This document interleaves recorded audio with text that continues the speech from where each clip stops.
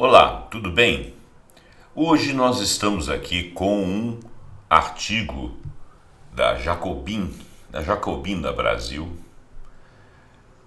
que é uma matéria assinada por Juliano Medeiros, que é um doutor, ele é político também, e o título dessa matéria, que eu não vou colocar, não coloquei no título desse vídeo, é o que os socialistas devem fazer diante da crise climática para salvar nossas cidades.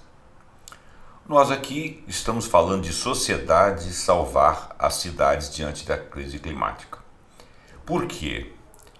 Primeiro porque a proposta, o texto, ele é um texto interessante de análise para as sociedades como um todo.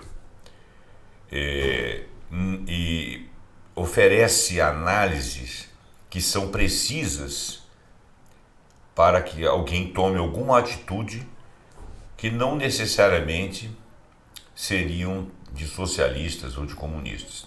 Porém, eu vou respeitar aí o ponto de vista do articulista, desse político que é doutor em ciência política, e não vou concordar ou discordar dele com relação à questão do setor progressista, embora eu me considere progressista, porque eu acho que definir o socialismo ou o comunismo para as pessoas individualmente é uma questão de estudo. Você não vai simplesmente dizer eu sou capitalista, eu sou socialista, eu sou comunista ou qualquer outro ista sem que você saiba quais são as bases daquele pensamento. Então eu vou excluir aí esse estudo, se você o tem, se você pratica, se você é de alguma corrente progressista de esquerda que se intitule socialista, de qualquer forma ou não, né? Se é social-democracia, ou se é um capitalismo mais atenuado, ou se é um capitalismo que não é neoliberal. Isso aqui, essa matéria, ela toca em assuntos muito importantes que servem para qualquer sociedade que queira resolver um problema, o faça. Claro que vai resolver de maneira progressista, né? Vamos lendo que você vai entendendo por que eu não enfatizei o regime político de ação ao tomar conhecimento dessas verdades e dessas pesquisas que ele está, vamos dizer assim, esclarecendo não é bem a palavra, ele está trazendo à tona e raciocinando sobre. Bom, começando. Nas últimas décadas, o Brasil vem sentindo os efeitos concretos da crise climática gerada pelo aquecimento global, onde 3.679 municípios brasileiros, dos 5.570, estão vulneráveis a inundações, deslizamentos e outros desastres ambientais.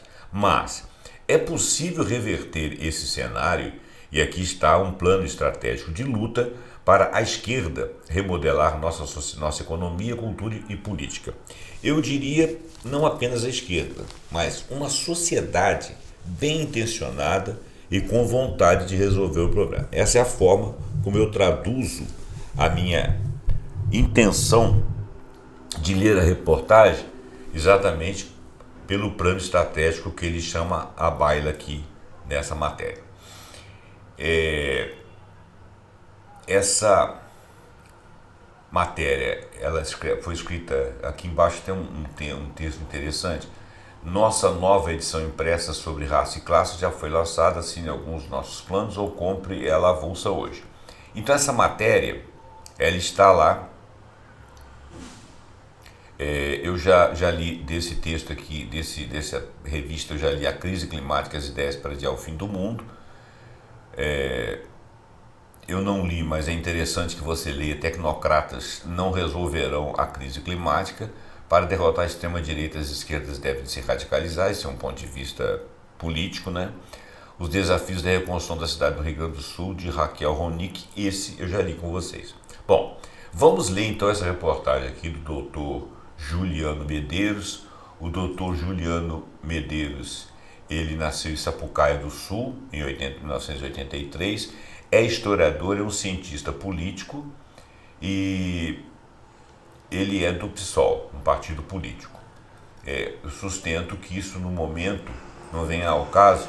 Eu estou considerando mais os posicionamentos políticos dele diante dos seus estudos, das suas pesquisas como cientista político que ele é.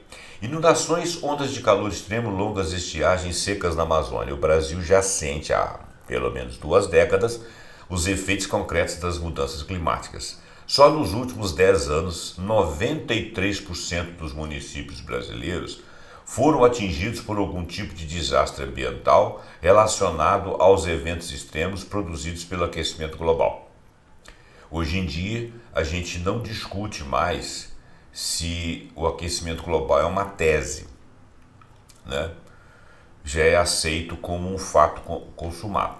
Eu vou fazer outras matérias a respeito do aquecimento global, algumas um pouco mais densas de conhecimentos, baseado em pesquisas que tem feito, em livros que eu li publicados, e em que se o nosso problema do aquecimento global não for de causa humana, nós teríamos que ficar muito alerta para saber de onde que ele vem, porque as médias de temperatura do globo realmente subiram. Bom, continuando no texto. A tragédia provocada pela crise climática no Rio Grande do Sul colocou definitivamente no centro do debate público a agenda ambiental. Então nós estamos raciocinando aqui muito em cima de uma agenda ambiental baseada, focada no tal aquecimento. Aquecimento esse constatado em consenso pela maioria dos cientistas sociais, cientistas da área de climatologia, cientistas da área da política, todos os cientistas que têm alguma ciência onde vê que aquele setor que ele estuda está sendo influenciado pelas questões climáticas que nós estamos passando por elas. Eu não vou discutir o aquecimento em si, mas, de qualquer forma, algumas das coisas que fazemos aqui, elas realmente modificam a base climática. E ao longo da reportagem aqui, da matéria, a gente vai ver que é verdade.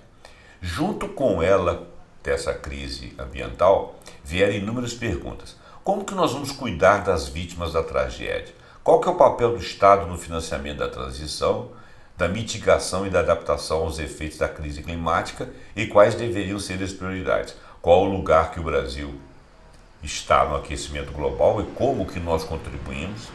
Quem financia a transição dos países de periferia do capitalismo? São muitas as questões e a humilde reflexão não tem pretensão de oferecer todas as respostas, mas discuti-las. Esse é o tema central. Então essa matéria ela é uma matéria de análise técnica, mas ela é uma matéria de viés político. Como eu disse, esse viés não precisa você não precisa de deixar de ouvir isso que está aqui se você tiver um viés político que não seja o socialismo que ele apregoa logo no início. Eu quero dizer que a matéria pode ser ouvida por milhares de pessoas, até aquelas que odeiam qualquer coisa vinda da esquerda. Por quê? Porque trata-se de salvar todo mundo. E no momento, você pode ser um riquíssimo capitalista neoliberal em que as suas atividades todas sejam atividades que possam piorar a crise climática. Mas ainda assim, você pode fazer a reflexão de que você também seria atingido. Imagina que você ganhe dinheiro por mais 5 anos e nos próximos 15 anos você não tenha mais nada. Isso pode acontecer, né? Lá no Rio Grande do Sul, muitos dos comerciantes ricos, abastados, foram atingidos e perderam muita coisa. É claro que a perda da situação, da situação mais pobre, o extrato mais pobre da população, são perdas maiores, porque eles perdem tudo, porque eles têm pouco. Então, quando perde o pouco, perde tudo. E quem tem muito perde metade, às vezes 2/3. É mais fácil recuperar sim, mas em quantos tombos você vai levar até que você perca tudo também? Além do planeta ficar mais inviável, você não tem mais lugar para ir. E começa a aparecer, daqui a uns tempos vão aparecer guerras, vão aparecer fome, guerras atrás de comida, atrás de bens, atrás de recursos. Obviamente que esse planeta não é um planeta bom, nem mesmo para um milionário ou um bilionário. Continuando a ler. Mas ao invés de ser mais uma entre tantas análises sobre a responsabilidade do capitalismo para o colapso climático do planeta, o que tentaremos aqui oferecer é uma alternativa de interpretação sobre o papel dos socialistas na construção de uma tática para enfrentar o tema das mudanças climáticas na perspectiva da construção de posições hegemônicas, isto é, posições com capacidade de disputar efetivamente os rumos da transição. É nesse momento aqui em que eu relativizo. Por quê? Eu creio que sim, que o capitalismo neoliberal ele é responsável por uma boa parte do colapso climático. Mas os países que eram socialistas e que hoje estão atuando dentro do capitalismo, ainda que não de forma neoliberal, também foram responsáveis, né, por uma parcela desse colapso. Por quê? Porque as práticas a favor do capital, ainda que com uma distribuição, ainda que com uma certa democracia no acesso aos recursos, mas de qualquer maneira, o modelo de extrativismo, o modelo de partir para cima da natureza para poder conseguir as benesses para as populações, os excessos que as nossas populações têm, seja de roupa, seja de gasto de energia, isso mesmo aqueles países que são sociais-democratas, ou países que se tinham como socialistas, ou até aqueles que se tinham como comunistas, eles participaram disso aí. Claro que diante das mudanças e diante dos problemas, esses países de repente se posicionam mais cedo com relação a acabar com a poluição, diminuir o uso de recursos, queimar menos combustível fóssil e tal, mas o próprio progresso, mesmo que o regime seja um regime não capitalista, o próprio progresso leva a esse tipo de coisa. Por isso que eu discuto que a responsabilidade é exclusivamente do capitalismo. Eu vou dizer que a responsabilidade é em 90% sim do capitalismo. Hoje em dia, todos os países estão agindo como os próprios neoliberais estão agindo e alguns estão modificando essa postura. Essa discussão aqui, ela serve para todas as ideologias. Claro que aqueles que são negacionistas, que querem ganhar dinheiro a todo custo, ou que acham que tem que produzir muito para poder satisfazer a sua população, que são países mais ricos, ou países em desenvolvimento, que estão desmatando, que estão poluindo rios, seja de que ideologia for, claro que esses também têm que adotar um outro tipo de posicionamento com relação à solução dos problemas. E com isso você muda aquela ideia de que tudo você transforma em capital, ainda que seja para distribuir.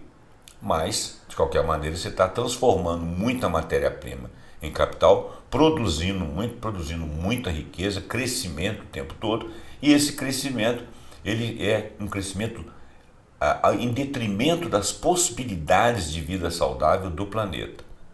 Então o nosso problema aqui é muito o consumismo, é muito atender todas as demandas da sociedade, algumas que não são tão importantes, né?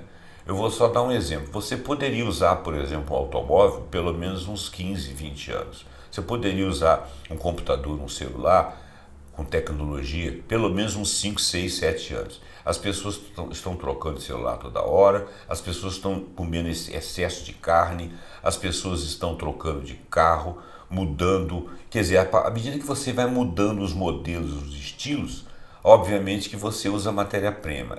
E a produção de matéria-prima, ela vai sobre o território, ela vai sobre o subsolo, ela vai sobre o ar, ela vai sobre a água.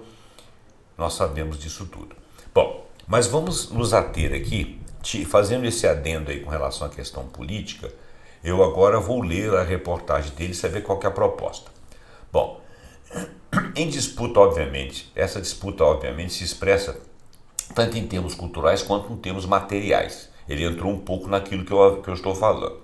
Ao mesmo tempo em que devemos compreender de que forma tragédias como a do Rio Grande do Sul abrem espaço para significantes como solidariedade, empatia e cuidado, também devemos interpretar corretamente os movimentos das classes dominantes e seus representantes para impedir qualquer transição que não seja orientada às necessidades de reprodução do capital.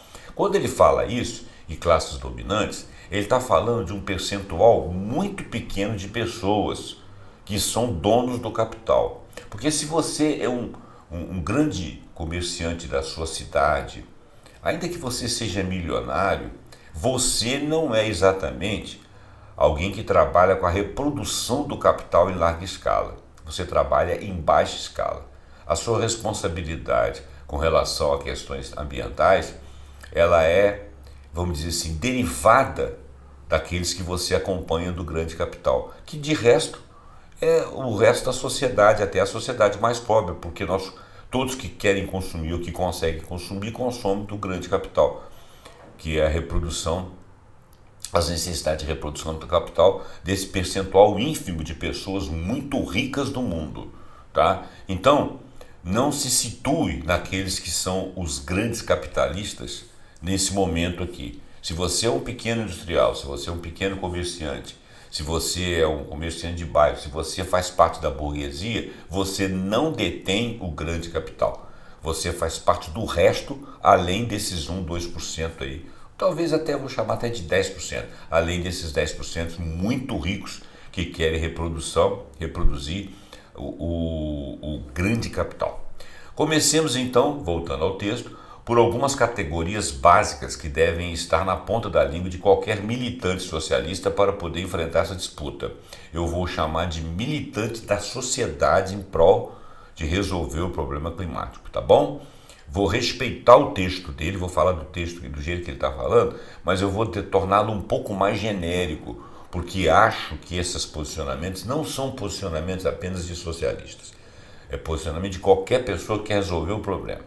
E que não vai criar um problema para si, ao contrário, vai resolver o problema. É um subtítulo aqui, breve introdução às mudanças climáticas. Ele vai falar de muitas coisas que nós sabemos. O marxismo, como a mais completa teoria de interpretação do sistema capitalista, tem como principal categoria o trabalho. Olha, esse estudo do Marx era o estudo de um historiador e sociólogo. Ele fez um estudo da sociedade muito extenso com relação à prática humana, aquisição de conhecimento, aquisição de conteúdos, aquisição de posicionamentos políticos, criação de moeda, o monetarismo, o capitalismo. Ele fez um estudo eles chamam isso de materialismo histórico, né? Ele fez um grande trabalho. O fato de você ser ou não marxista, ou ter tendência a ser de esquerda ou não, não significa que você tenha que ser marxista ao ler Marx. Marx foi um estudioso. É como se você estivesse estudando um grande historiador. A partir do que ele falou, alguns posicionamentos políticos criaram a ideia do marxismo e passaram a questão do discutir o capitalismo, convocar a sociedade a ser socialista e, utopicamente, no futuro, ser comunista. Isso é um outro tipo de coisa. O marxismo, ele está fazendo leitura. Embora ele esteja fazendo isso aqui com viés político, o que eu quero dizer é o seguinte, é que nós poderíamos não raciocinar com esse viés político dele, ainda assim estudando o que o Marx estudou e deixou aí o legado dos estudos dele. Então, esse trabalho de Karl Marx, o trabalho por Karl Marx é visto como par numa relação dialética com a natureza. Isso são oriundos do estudo de Marx, sobre a qual a ação humana interage com recursos disponibilizados pelo planeta e os transforma em valores de uso para garantir a reprodução material da humanidade.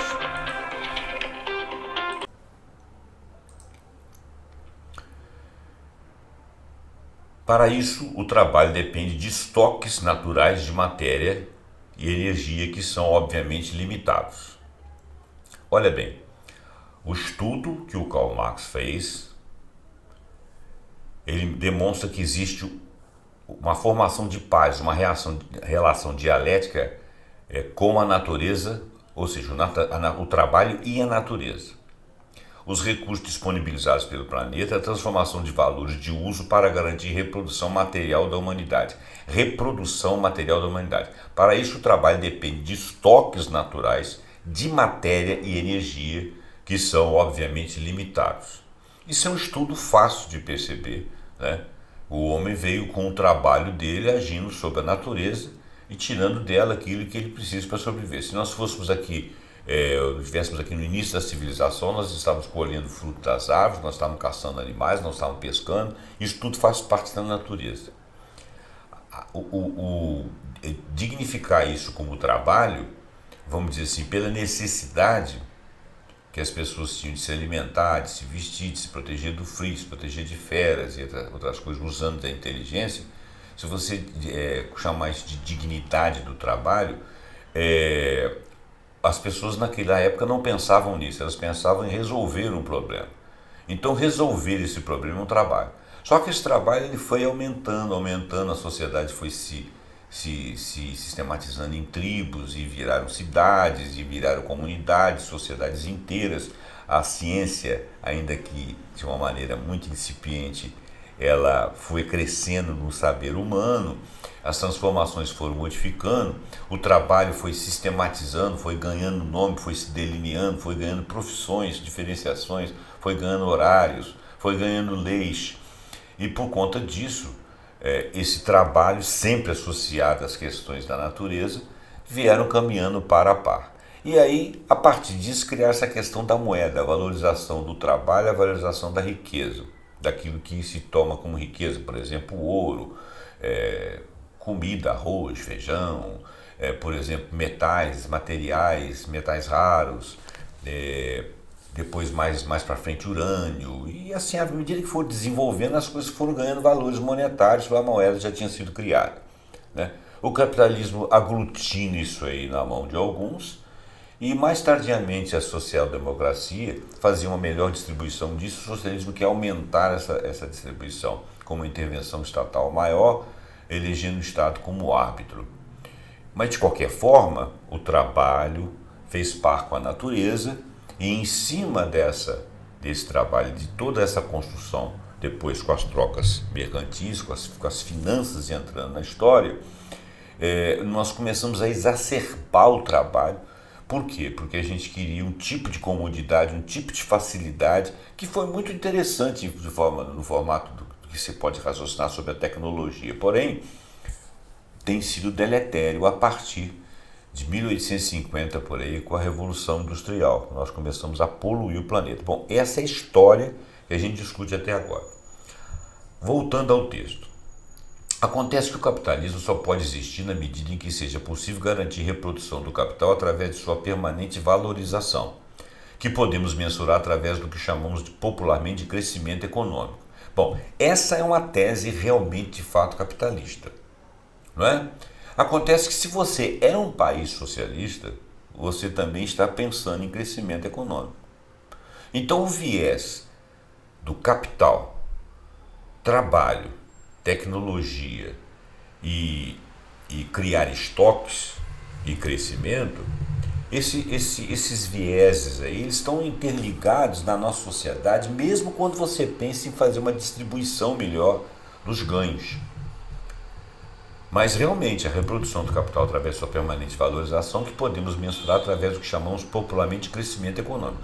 Eu acho que o nosso problema maior é mais o crescimento econômico, que é a valorização das coisas através daquilo que se chama de riqueza, do que propriamente do capitalismo. Essa introdução ela é do capitalismo. Mas tudo que veio depois não ousou criticar isso, que é a questão do crescimento econômico. Qual a necessidade de você estar sempre crescendo? Porque a sociedade estava crescendo? Sim, mas como é que nós vamos balizar isso aí?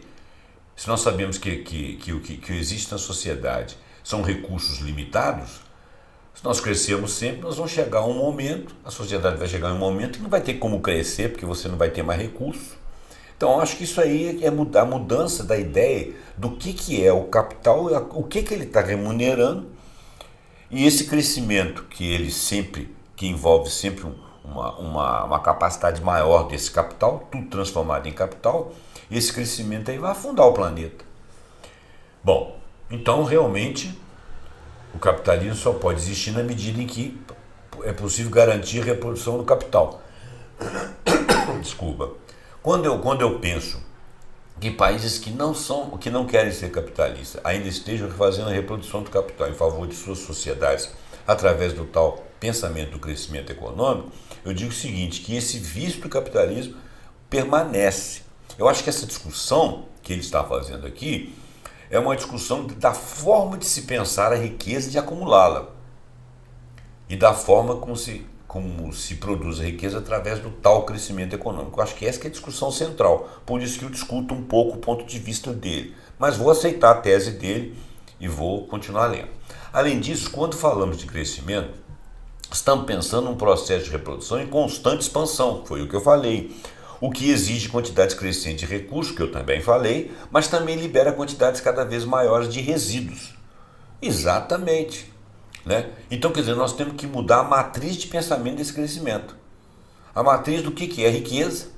Né? Você só emite moeda em cima daquilo que você considera existir de riqueza. Então, se nós desfocarmos como crescimento, como recursos naturais, a riqueza, se nós desfocarmos para outros tipos de cuidados, nós podemos manter a remuneração das pessoas, fazer com que elas tenham capital para adquirir as coisas que elas precisam, mas que essas coisas que elas precisam não precisam de ser tantas coisas com o crescimento econômico disputando o mercado, que é o que o mundo todo faz. Não tem país nenhum que não está fazendo isso. Continuando. A comunidade científica, após estudos, concluiu que a temperatura da Terra já aumentou 1,3 graus Celsius desde a Revolução Industrial e que o aumento superior a 1,5 grau pode trazer riscos incalculáveis. Uma má notícia, isso eu não estou lendo aqui no texto, é que no ano passado, o mundo teve o maior aquecimento até agora, que pelo menos no ano passado foi de 1,5 grau. Ele tem estado subindo, tem chegado em média a 1,3 graus. Pode ser que esse ano seja 1,3 graus, mas ano passado, em alguns momentos, ele foi 1,5 graus. Bom, voltando ao texto. O aquecimento global é basicamente os efeitos das emissões desses resíduos na atmosfera. Os chamados gases de efeito estufa são resíduos da produção, da circulação e do consumo de diferentes valores de uso. Quando você acende uma lâmpada em casa, quando dirige seu carro até o supermercado ou quando joga uma embalagem plástica na lata do lixo, está gerando resíduos que poderão se tornar gases do efeito estufa. Isso aí é um processo que a pessoa tem que estudar para poder entender, né? É fácil entender quando você acende uma lâmpada em casa, você está usando eletricidade. Como que essa eletricidade foi produzida? Dependendo de se ela foi de hidrelétrica, ela é energia limpa. Mas se ela for de termoelétrica, ela já é uma energia que está poluindo, está mandando CO2 para a atmosfera. Se ela for a carvão, pior ainda, etc. Né? Quando você dirige seu carro, dependendo do combustível do seu carro, se o carro for elétrico, você está poluindo a energia do carro. No carro ela é uma energia limpa, então ela não gera resíduo. Mas como que foi produzida essa energia elétrica? Se ela foi produzida da mesma forma que eu citei lá para acender a lâmpada, ela também pode ser poluente. O carro em si, quando você joga, quando a bateria dele acaba, você joga, ela cria resíduos. Esses resíduos são deletérios para a natureza. Eles não são devolvidos, alguns são tóxicos, matam peixes, criam problemas no solo, nos lençóis freáticos. Isso também envolve clima. Então, quando você dirige seu carro até o supermercado, se ele for movido, por exemplo, a gasolina, pior ainda. Hoje em dia tem jeito de você reter algumas coisas do motor, resíduos do motor, do catalisador e tudo, mas você retém uma parte. Aquele carro que vai ser híbrido uma hora, se ele é híbrido, uma hora ele é elétrico, outra hora ele é um carro a gasolina ou a outro tipo de combustível tóxico, o álcool é o menos agressivo nessa história, né? Mas ele demanda plantações, ele demanda monocultura e também são agentes contra o clima. Bom, então se você acende uma lâmpada, dirige um carro ao supermercado ou joga uma embalagem plástica no lixo, quando você joga uma embalagem plástica no lixo, se esse plástico não for reciclado, ou até onde ele aguente ser reciclado, ele vai ficar na atmosfera, ele vai ficar no planeta, criando problemas e ele não consegue ser reabsorvido. Então nós teremos que substituir o plástico. O petróleo dá origem a uma série de coisas que são poluentes, entre elas o plástico. Muito bem. Voltando. Esses gases que se alojam na atmosfera mudam a temperatura do planeta e afetam a vida natural impactando o regime de chuvas, os ventos, as temperaturas dos oceanos, enfim, todo o equilíbrio do ecossistema terrestre que levou milênios para estabilizar até o início da era industrial. Olha bem, ele levou milênios para se estabilizar e vieram acontecendo oscilações. O clima de um determinado lugar, ele precisa de 50 anos para você dizer o clima desse lugar aqui é assim, pelas médias do que aconteceu nesses 50 anos. Nos 50 anos depois, ele vai ter algumas modificações para você poder definir. Nós já passamos por algumas eras aqui no planeta em que o clima de diversos lugares era um pouco diferente. Parece que nós estamos entre eras glaciais e o clima veio mudando até... Por que ele falou até o início da era industrial? É porque até o início da era industrial não havia nossa interferência, né? As mudanças que haviam ali eram mudanças do planeta e as estabilizações, que ora viravam instabilizações, depois voltavam a ser estabilizações, eram naturais. Tinha origem no Sol, tinha origem em o setor do universo que você está passando, com mais ou menos radiação, tinha origem de algumas mudanças climáticas que privilegiavam lugares e às vezes era inóspito em outros, mas era um regime que evoluía para se sustentar. Quando o homem entrou na era industrial, ele começou a participar dessa mudança. E tudo que aconteceu nesses últimos 150, que já está fazendo quase 200 anos, né, 180 anos, foi que nós conseguimos mexer com os valores de temperatura. E como são quase 200 anos de atuação sistemática do ser humano, nós fizemos alterações com que as alterações fossem mais rápidas do que os ciclos anteriores à era industrial. Então, por isso que nós hoje estamos sentindo essa instabilidade climática em vários pontos do mundo. Tem lugar que está aparecendo gelo que nunca apareceu e o pessoal fica falando, cadê o aquecimento global? É que isso aí é um destempero, porque outras áreas estão excessivamente quentes. Esse ano passado, em dezembro, acho que foi dezembro, alguns lugares do Rio de Janeiro chegou-se a sensação térmica de 62 graus. 62 graus, a pessoa pode começar a ter problemas com o calor. Não dá para conviver com isso, tá? Você chega a um estresse térmico. O estresse térmico pode, inclusive, levar à morte, dependendo da sua idade e da sua situação de saúde. Voltando ao texto. A comunidade científica, após vários estudos, concluiu que a temperatura da Terra já aumentou 1,3 graus Celsius desde a Revolução Industrial e que um aumento superior a 1,5 graus pode trazer riscos incalculáveis para a vida na Terra, a vida como um todo, não apenas o ser humano. Para evitar isso, a 15ª Conferência do Clima da ONU, realizada em Paris, estabeleceu uma série de protocolos com a finalidade de monitorar e comprometer os governos, fazer eles estarem comprometidos, as empresas e os cidadãos, com a redução de emissões de gases de efeito estufa até 2050.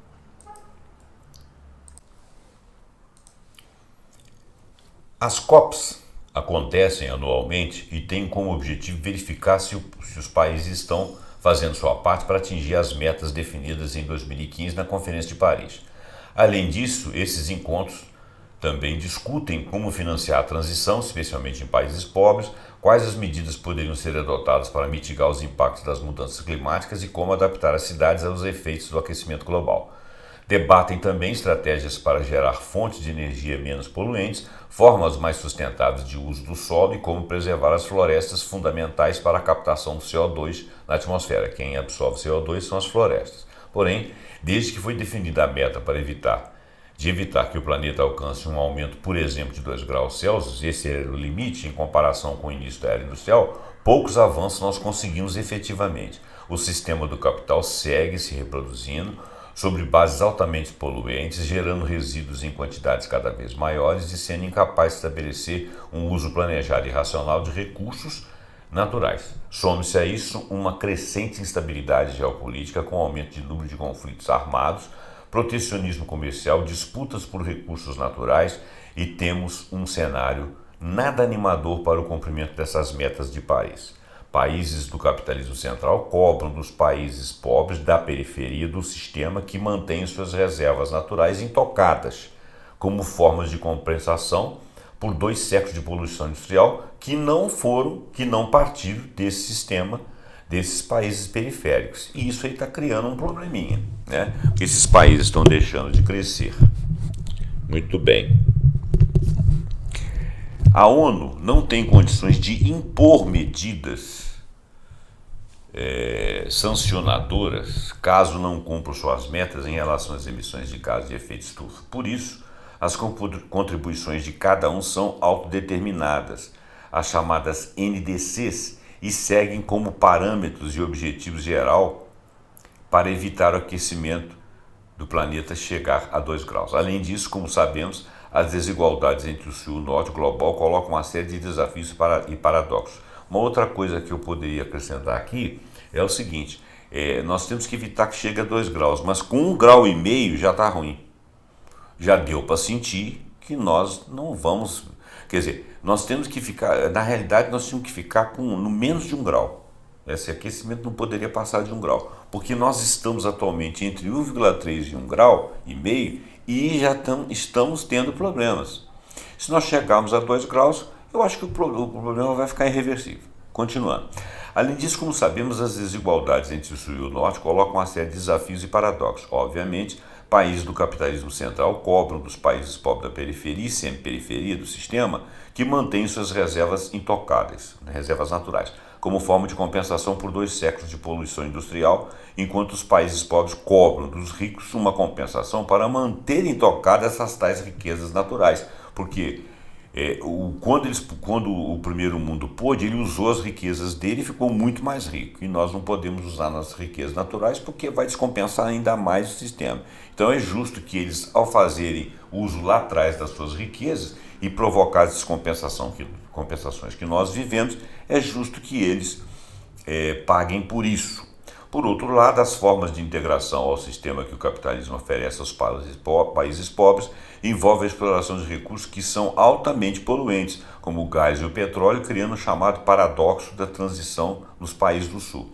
Tentativas de exigir dos países ricos uma compensação financeira pela preservação ambiental, como a iniciativa Iazuni, no Equador, que previa medidas de financiamento externo para evitar a exploração petrolífera na Amazônia, foram fragorosamente derrotadas no passado recente e a ideia de um fundo global de compensações até agora não passa de uma promessa distante. Não vai, pelo jeito, não vai haver. Outros conceitos que compõem esse glossário da agenda ambiental e devem ser apropriados por todos são as noções de justiça climática, pensando uma transição que inclua as maiorias sociais, mitigação, que é a capacidade de diminuir as emissões de gases de efeito estufa, adaptação às ações que visam preparar as cidades para os eventos climáticos que já não podem mais ser contornados. Eu já disse, nós evoluímos além de 1 grau, de 1,3 graus para 1,5 graus, nós já estamos com problemas. E emergência climática, que define como urgentes as medidas que precisam ser adotadas para evitar o colapso do planeta.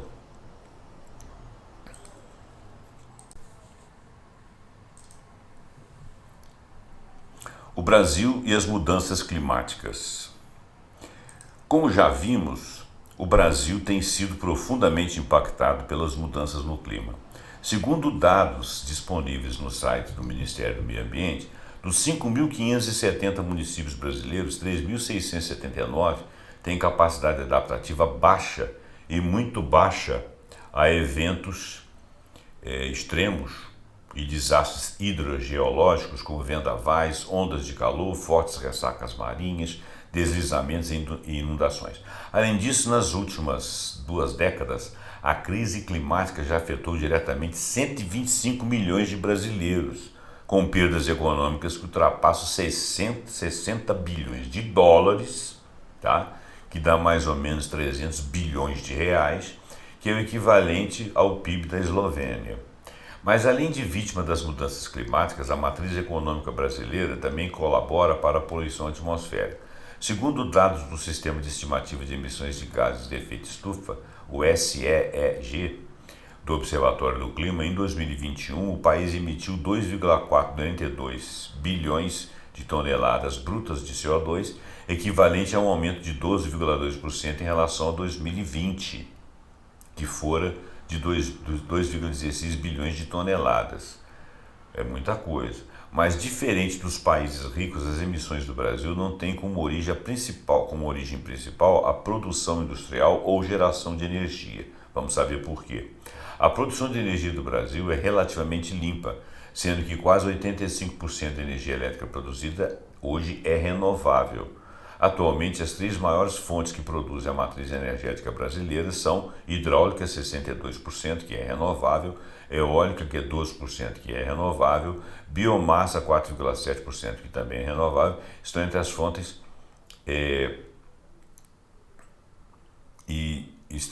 renováveis. Entre as fontes não renováveis, as maiores são o gás fóssil, 6,1%, é baixo, petróleo, 4%, é baixo, e carvão mineral, 1,75%, que também é baixo. No entanto, quando pensamos em todo o setor de energia, só 44,8% são efetivamente renováveis. Ele está falando de todo o setor de energia, porque passam a ser calculadas também as emissões de transporte, por exemplo, né? Então, por exemplo, quando você está falando lá de biomassa, você está falando de transporte também. E você também, quando você está falando de hidráulica, você tem as linhas de transmissão, etc. Então, a total de produção de energia elétrica responde por 18% das emissões de gases de efeito estufa, que é um índice mais baixo que os outros países, mas ele existe. A indústria, por sua vez, corresponde a apenas 4% das emissões de CO2, nós estamos muito desindustrializados, e outros gases, enquanto o setor de resíduos emite 4%, especialmente o metano oriundo de aterros sanitários. Então, o nosso problema aqui de emissão de efeito estufa, ele não está tão associado à energia e à indústria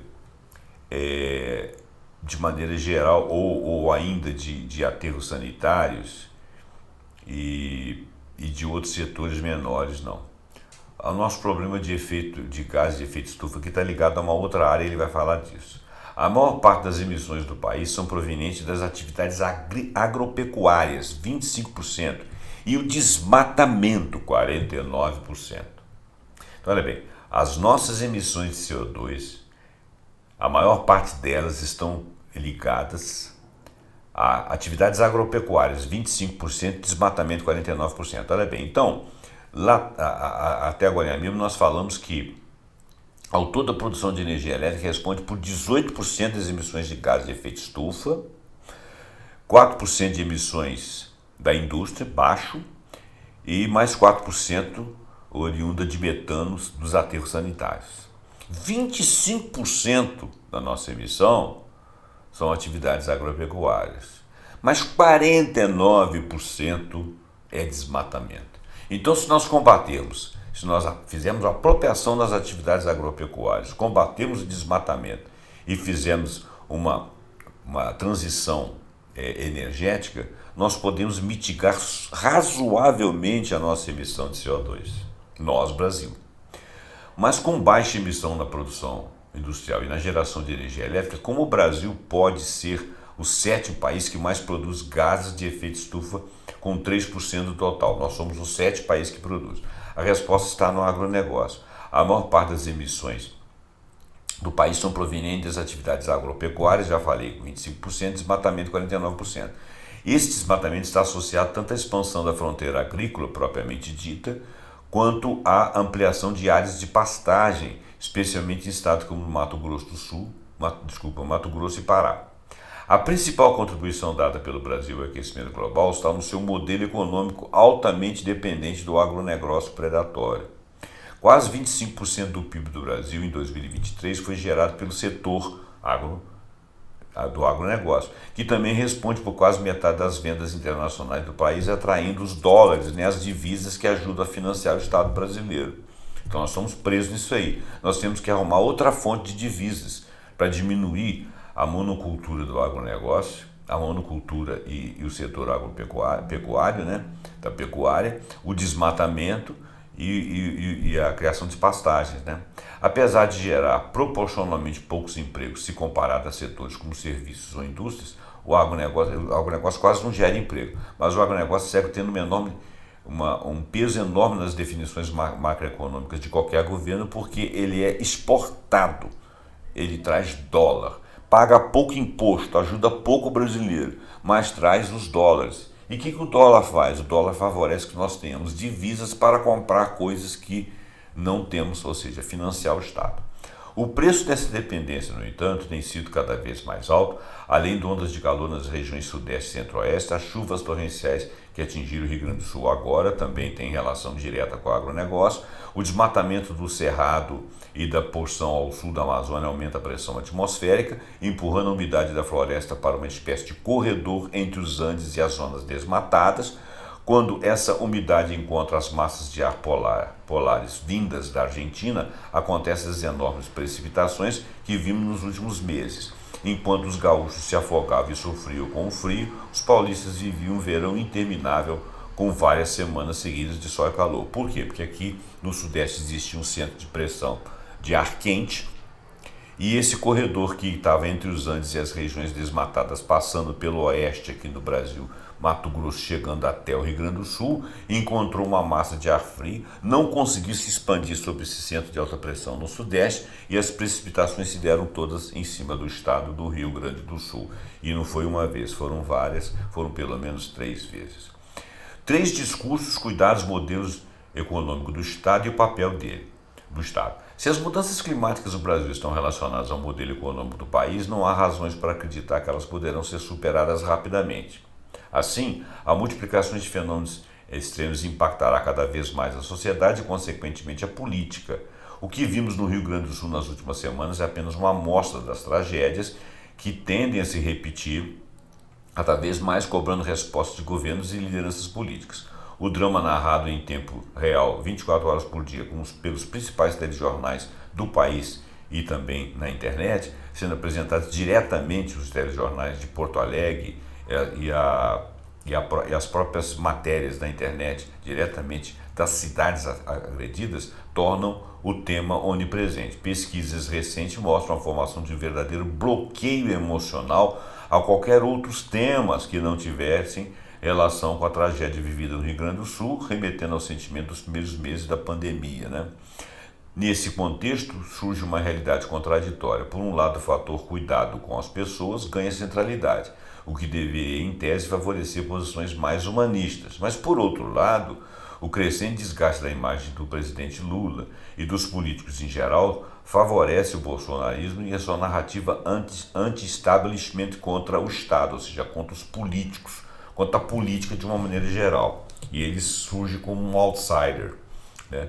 O desgaste da imagem de Lula é inclusive indevido porque houve uma participação muito grande dele na ajuda ao Estado. Por outro lado, ele não consegue impedir, porque ele é um dos poderes apenas, ele atua sozinho nesse caso, ele não consegue impedir que câmaras, a Câmara Federal e as câmaras particulares consigam levantar ou acabar com as legislações que protegem o meio ambiente, como aconteceu agora, nesse mesmo momento no Rio Grande do Sul, em que o Congresso votou leis antiambientais, flexibilizando algumas leis. Mas isso, infelizmente, fica sob a pecha do governo, os políticos, de uma maneira geral, e o representante, vamos dizer assim, dos políticos, que seria o Lula. Por incrível que pareça, isso favorece o bolsonarismo, como se esse setor não tivesse essa participação, sendo que, enquanto ele foi governo, ele teve uma participação direta nisso. Não por outra razão, o slogan escolhido pela extrema-direita, após alguns dias de desorientação das pessoas, foi o povo pelo povo, como se o povo que estivesse ajudando apenas lá, sendo que os bilhões que foram destinados lá não vieram do povo. Do povo veio uma solidariedade de milhões, do Estado é que veio bilhões.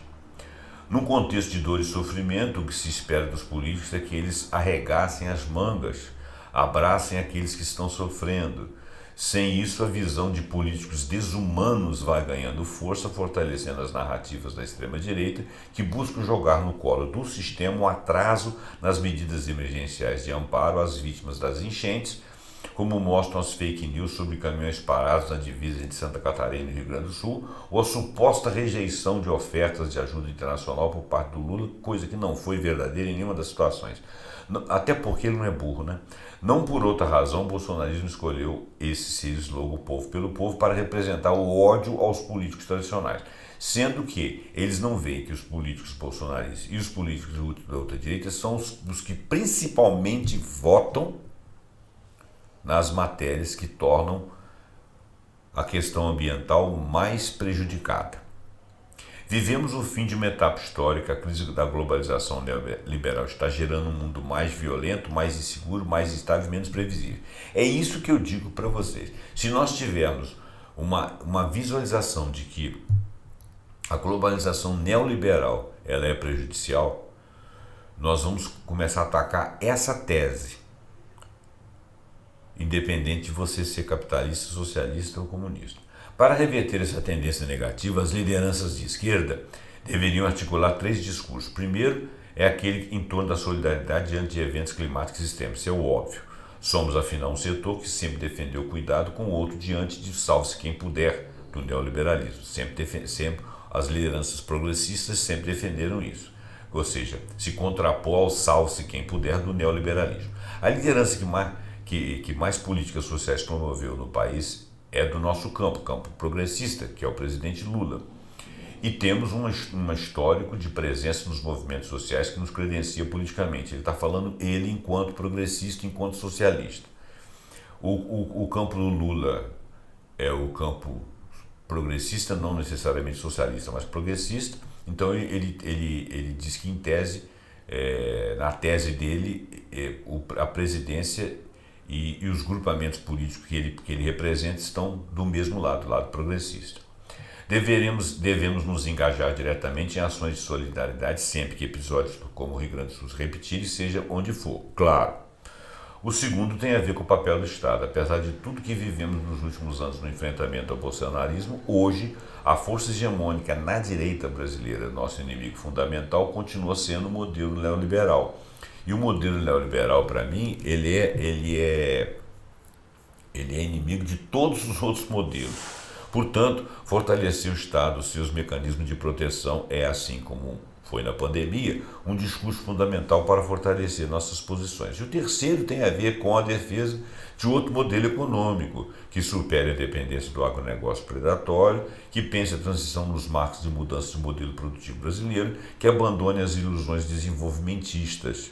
Este é, claro, o discurso mais complexo e precário, mas que deve ser articulado na perspectiva de uma promessa de futuro que vá além da mera gestão do sistema e seus limites. Nesse momento aqui eu concordo com ele. Outro modelo, quer dizer, eu concordo com ele quase tudo, né? Exceto por definir uma coisa que seria somente o socialismo, não porque eu seja contra, mas porque eu acho que o discurso dele pode ser de qualquer um, mesmo que não socialista. Por exemplo, um discurso fundamental para fortalecer as posições é a defesa de um outro modelo econômico que supere a dependência do agronegócio predatório. Eu concordo com isso, eu acho que qualquer um pode concordar, até os próprios capitalistas, que pense em transição nos marcos da mudança de modelo produtivo brasileiro. Exatamente. Aliás, isso aí seria bom para o mundo, a mudança do modelo produtivo do mundo. A nossa produção, o que nós vamos produzir? Nós temos que usar tanta matéria-prima, nós precisamos viver crescendo sobre o planeta, que abandone as ilusões desenvolvimentistas, ou seja, que você tenha que sempre estar desenvolvendo cada vez mais. Nós podemos adequar o nosso desenvolvimento a um modelo brasileiro de preservação. Que riqueza nós temos.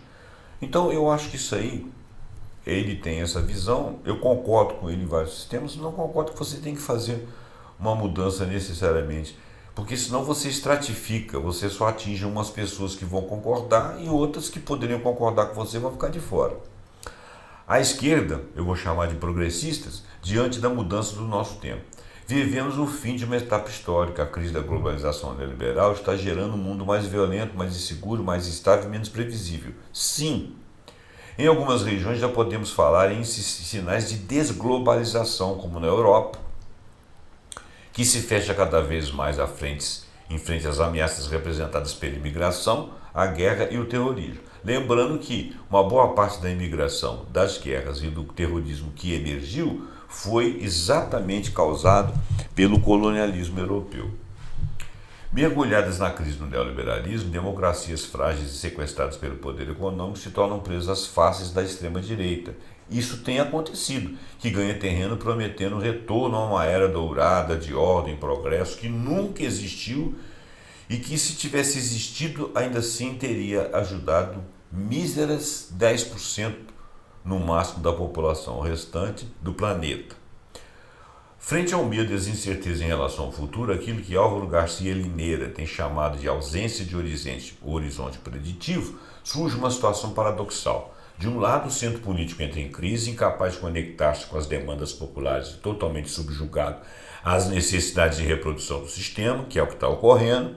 Do outro, o medo gera uma interdição às propostas mais radicais da esquerda, vista como sinônimos de insegurança, porque seriam mudanças radicais. Essas mudanças radicalizadas não são necessariamente de um socialista ou de uma esquerda radical. A mudança radical seria uma mudança de perspectiva histórica, porque o nosso modelo de crescimento, de desenvolvimentismo e de superação, de transição, ele tá se mostrando um modelo caótico. Nós não estamos conseguindo fazer nenhuma transição, o nosso modelo continua sendo produtivista, crescimento dos países, produção em larga escala, satisfação de toda e qualquer tendência e necessidade humana, a menos importante, a mais importante, com grandes quantidades de recursos oriundos da natureza, que, ao voltarem para ela, pioram o estado da natureza. Esse é o nosso paradigma a ser quebrado, por qualquer tipo de pensamento progressista que possa ser batizado de esquerda que seja, mas que seja de uma mudança radical. Essa mudança é que tem trazido medo às pessoas. As pessoas não sabem que o modelo atual não funciona, mas temem o modelo que venha por aí. Quer dizer, isso tem que ser discutido. Uma parte da esquerda, incapaz de compreender as mudanças nessa etapa histórica, segue apostando tudo no combate às desigualdades, como se fosse apenas isso, ou seja, fazendo a distribuição daquele capital do crescimento, né? Combate às desigualdades econômicas, ignorando a importância que a luta cultural ganha em momentos como esse. Quer dizer, nós temos que mudar a cultura subjacente da sociedade. Eu estou concordando com ele.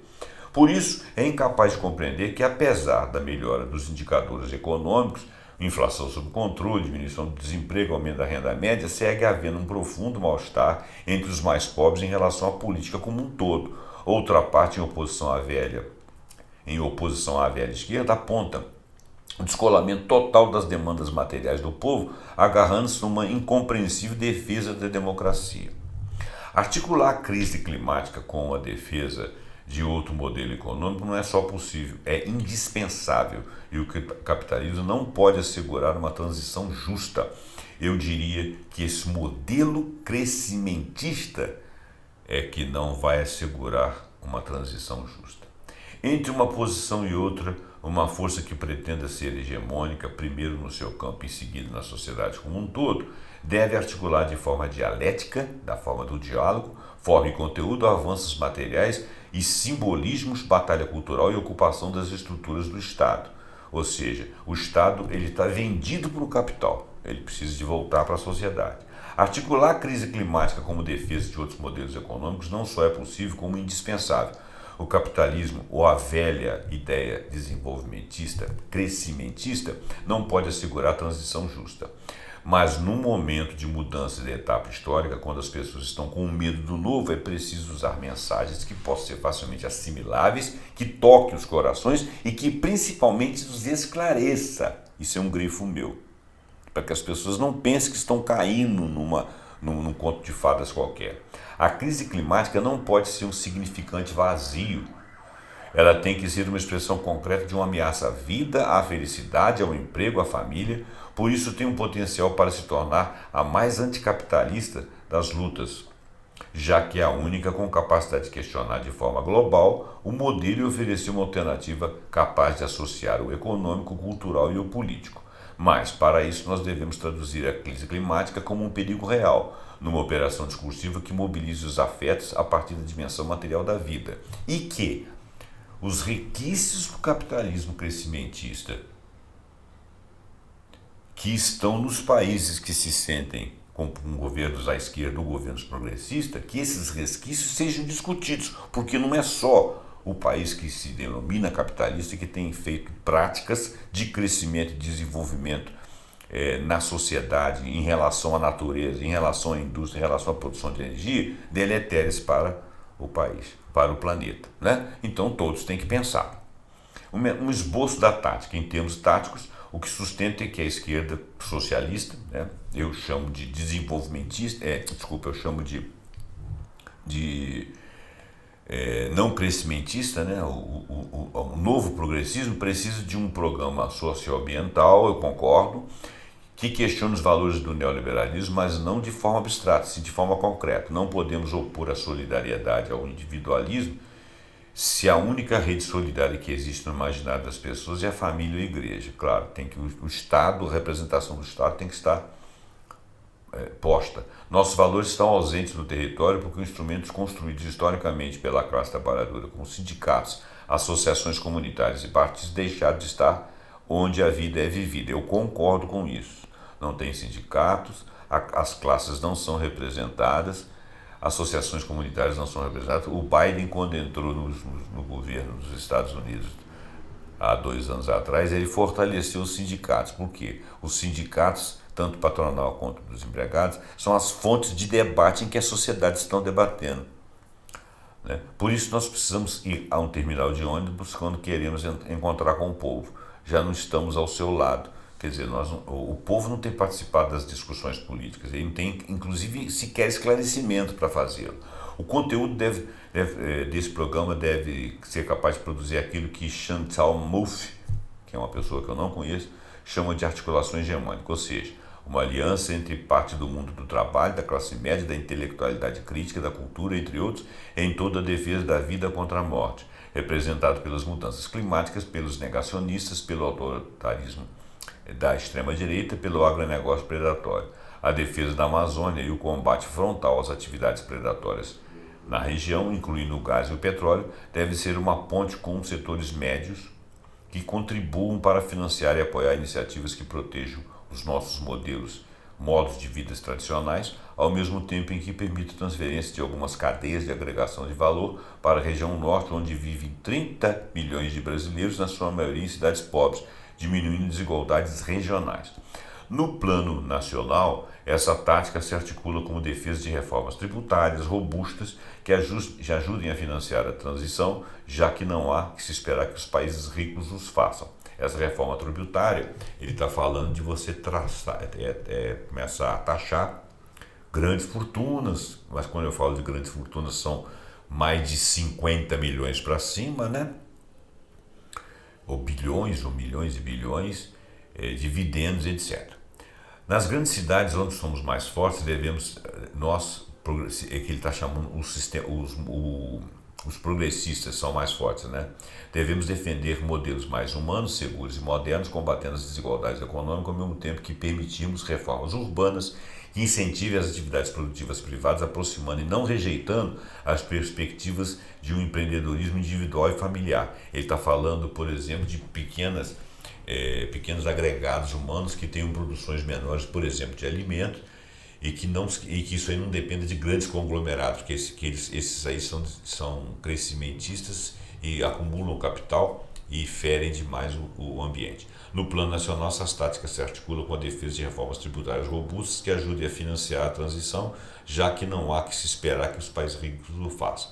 No plano político, a tática passa por formar um bloco entre todas as forças de esquerda e centro-esquerda contra a extrema-direita, mas buscando impulsionar no interior dessa aliança a formação de um novo ator hegemônico que expresse a ascensão de uma nova esquerda pós-desenvolvimentista ou crescimentista, pós-anti-neoliberal, radicalmente democrática, que combate o racismo ambiental e se mostra profundamente comprometida com a luta por outro modelo. Um programa socioambiental para a esquerda.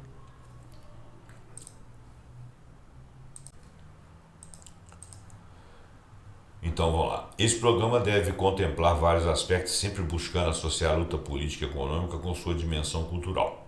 O propósito deve ser a construção de articulações hegemônicas entre classes e frações de classe, com